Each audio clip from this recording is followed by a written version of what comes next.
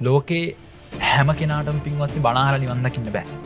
හරි? කියන්නේ බල්ලු බලල්ලු මේ ලෝකේ ඉන්නවා. අපි කියනවා අලින්ට මාර මොලයක් තියෙනවා.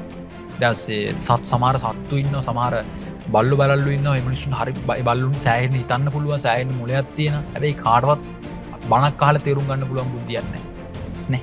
කාටවත් බණපදයක් අහලා තේරුම් ගන්න පුළුවන් බුද්ධියක් තියෙන සත්තු මේ කාලේ නැහැ. මිනිස්සුන්ට විතරමයි පුළුවන්. මිනිස්සු අතරත් හැමෝටම බණපදයක් අහලා තේරුම් ගන්න බෑ. අහලා නැද්ද? ඔබ බණ අහන මිනිස්සු නම්, ඔබ ධර්මයේ හැසිරෙන මිනිස්සු නම්, ඔබත් එක්ක තමාර යාළුවෝ ඇති. කොච්චර බණ කියලා දෙන්න හැදුවත්, කොච්චර ධර්මයේ තේරුම් කරන්න හැදුවත්, ඒ මිනිස්සු කියනවා අනේ මට ඔවා තේරෙන්නේ නෑනේ, පන්සලට ගිහලා බණක් අහගෙන ඉන්න ඔච්චර තමයි මන් දන්නේ. හැම මනුස්සයටම මේක තේරෙන්නේ නැහැ පිළිගන්න. හැම මනුස්සයටම මේක ඒ විදිහට තේරුම් ගන්න බෑ. හැම මනුස්සයටම මේක එක විදිහට දරා ගන්න බෑ. ඒ තමයි ධර්මය.